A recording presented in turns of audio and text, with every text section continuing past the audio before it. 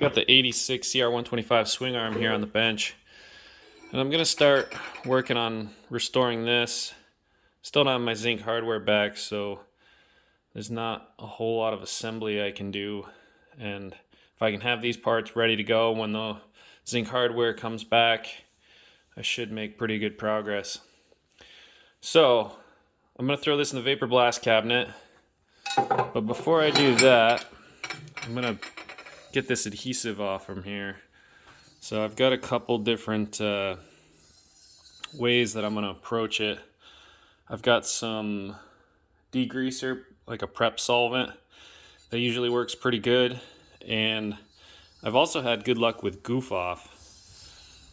And so I'll just spray that on here, let it soak in, and then use a razor blade and just kind of scrape at it, and it usually turns into like a gooey rubber, and then you can just wipe it off with a rag.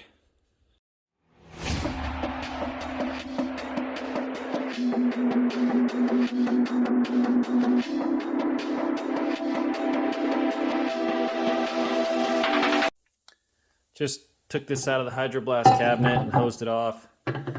So I went around these cast features and some of these other, I guess they'd be machined parts, and I didn't go up and down the actual swing arm. I'm gonna sand that, so I wasn't gonna spend a bunch of time making it look pretty and then just sand that off. So mainly focusing on the ends here and the parts that you'll see. I did do the underside as well. So got it all cleaned up. Now I'm gonna sand it. I use a orbital sander, disc sander. I'm gonna throw some 180 grit on here and just hit all these flat surfaces, top and bottom. After that's done, I'm gonna have to come up with a slide for this caliper bracket. So this is off from the 88 CR125, and this is an 86 CR125 swing arm. So not necessarily compatible. The axle size is the same, so I don't need to worry about that. But what I need to come up with is an anti-rotation feature. Oh, I'm making a lot of noise. For this bracket. So they have this little channel in here, and that rides in a feature on the swing arm that doesn't exist on this one. So I'll probably machine something. I've got a little block of aluminum here I've been saving. So I'll throw this on the mill, and it will have the features that ride in here, but I'll have to figure out the spacing. There's steel plates that get screwed on the inside here. They're roughly 1/8 of an inch. They're out at zinc plating, so I don't have them. But I've got some other ones that have been replated, and I'll just use those for spacing.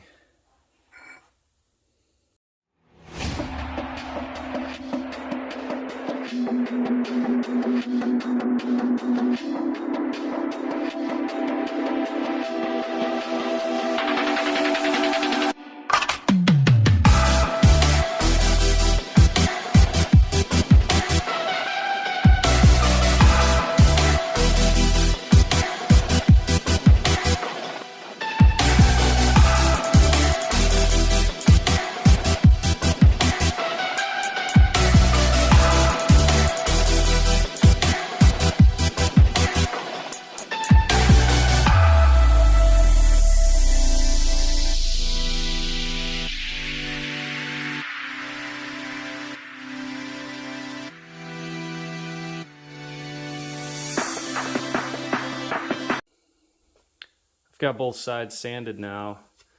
Put like a rough brushed finish on there to try and get rid of some of the swirl marks early here. And when I was sanding, there's a couple blems that I'm gonna fix with the welder, mostly on this right side. So something got wedged in there, and it could have been a rock, who knows, right? But so I'm gonna fill this. I like to do additive repairs instead of just sanding that down and making it a feather edge. I'm gonna build it up with weld and then deck it down so it's nice and flat across there. And then on the very corner here, you can see that got smashed somehow. So I'll trim this little tail off and then build this corner up with weld and block it and make it look like nothing ever happened there. And there's a little chip out of this corner. That's like one of those questionable ones. Do you just sand it down or put a little blob of weld on there and then work it in so it looks blurry? There we go. So it looks new again, but there it is. Anyway, so a little bit of weld repair to do. And then this being the top side, I still need to figure out the spacing here for this bracket, and then machine a nice little sliding bracket to get welded on here. So I've got the swing arm from the 88 CR125, and I think I'm gonna take the easy way out, and I'm gonna cut this guide off from here and weld it onto the 86 swing arm. Just save myself a whole lot of work. This is gonna look a whole lot more professional than whatever I whittle on my mill. The swing arm's not in the best shape either, so I don't think anybody's gonna be missing it if I cut that off and consider this a scrap swing arm. It's been chewed up a little bit by the chain. Other than that, I mean, it's not bad, but check out that chain guide. That thing must have been working awesome.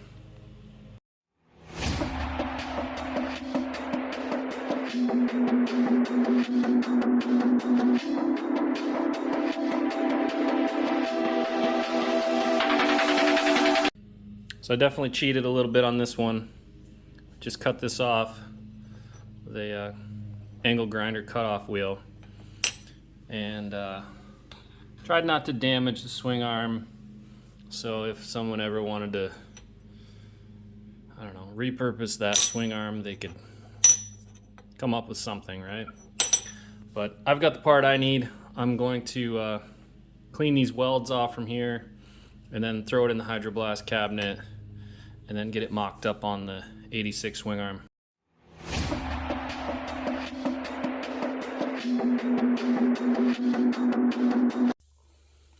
So I've got that bracket cleaned up, and I actually notched a little spot. This swing arm's made out of some kind of channel, and there's a lip on the inside here. So for this guy to sit flush, I put a little notch in there, and it's gonna sit just like that. So I measured it, the camera waving around here. I measured it, just putting, kind of eyeballing where the center of the axle is going to sit in the adjustment slot, and put this centered in the bracket so it can slide fore and aft and not get hung up. So next thing we're going to do is do some welding, which is one of my favorite parts of doing these projects, is TIG welding. I don't know what it is about TIG welding, but it's almost therapeutic. So I got the weld repairs done on the inside of the swing arm. The welds kind of look like caterpillars, had a little bit too much heat going on, but that's just going to get ground down, smoothed out. I also welded on the, get this thing turned around, the block for the caliper bracket to slide into. So this guy will, if I could get it lined up right, Slide in there like that. The spacing's correct. And it's actually got a whole lot more play than you would think. But hey, all it has to do is keep it from spinning in a circle, so I guess that's enough to get it done. So now I'll just grind down those welds. Oh, I did put a little bit of a glob on the corner there, so I can smooth that out. And then once I'm happy with how those smooth out, I'll give it another brushing with some sandpaper. And you know, it's moving around on these 2x4s, it's getting all scuffed up. Usually I'll throw, when I get to the end, I'll throw a pizza box under it, and that'll help with preventing any kind of scratches.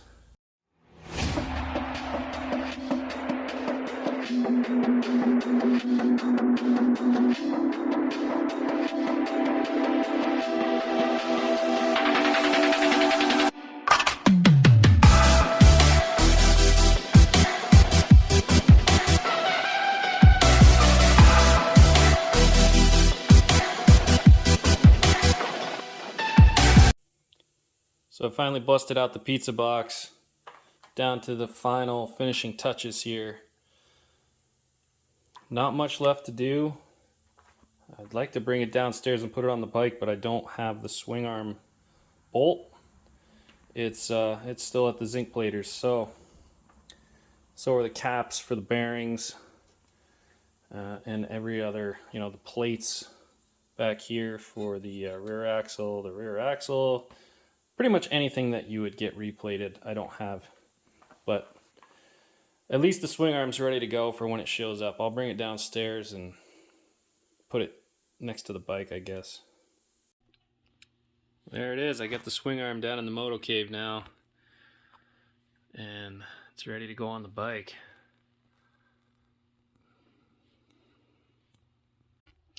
So I was just pawing around in my random axle and swing arm drawer, I guess we'll call it.